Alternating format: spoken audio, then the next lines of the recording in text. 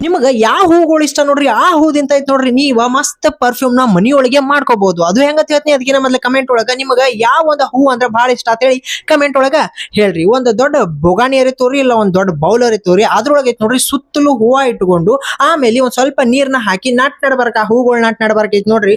ಒಂದ್ ಬೌಲ್ ನ ಸಣ್ಣ ಬಟ್ಲಾನ ಐತ್ ನೋಡ್ರಿ ಇಡ್ರಿ. ಇಟ್ ಮ್ಯಾಗ ಐತ್ ನೋಡ್ರಿ ಅದ್ರ ಮ್ಯಾಗ ಒಂದ್ ಲಿಡ್ ನ ಮುಚ್ಚಿ ಆ ಒಂದ್ ಲಿಡ್ ಮ್ಯಾಗ ಅಂದ್ರೆ ಮುಚ್ಚಳದ ಮ್ಯಾಗ ಐತ್ ನೋಡ್ರಿ ನೀವ್ ಐಸ್ ಕ್ಯೂಬ್ ಬರ್ಪ್ಗಳನ್ನ ಪೂರ್ತಿ ಹಾಕೋರಿ. ಹಾಕೊಂಡ್ ಮ್ಯಾಗ ಐತ್ ನೋಡ್ರಿ ಈಗ ಇದನ್ನ ಒಲಿ ಮ್ಯಾಗ ಇಟ್ಕೊಂಡೈತ್ ನೋಡ್ರಿ ನೀವ ಮೀಡಿಯಂ ಒಳಗೆ ಇಟ್ಕೊಂಡ ಕಾಯಿಸ್ಕೋರಿ. ಕಾಯಿಸ್ಕೊಂಡಂಗ ಐತ್ ನೋಡ್ರಿ ಆ ಬರ್ಬ್ಗಳು ಕರ್ಗುತನ ಕಾಯಿಸ್ಕೋರಿ. ಅವಾಗ ಐತ್ ನೋಡ್ರಿ ಆ ಹೂಗಳದಿಂದ ಏನ್ ಆವಿ ಬರ್ತಲ್ಲ ಅದು ಮ್ಯಾಗ್ ಬಡದೈತ್ ನೋಡ್ರಿ. ಆ ಒಂದು ಐಸ್ ಕ್ಯೂಬ್ ದಿಂತ ಐತ್ ನೋಡ್ರಿ ಪೂರ್ತಿ ಲಿಕ್ವಿಡ್ ಆದಂತಹ ನೀರ ಹನಿ ಹನಿ ಹನಿ ಐತ್ ನೋಡ್ರಿ.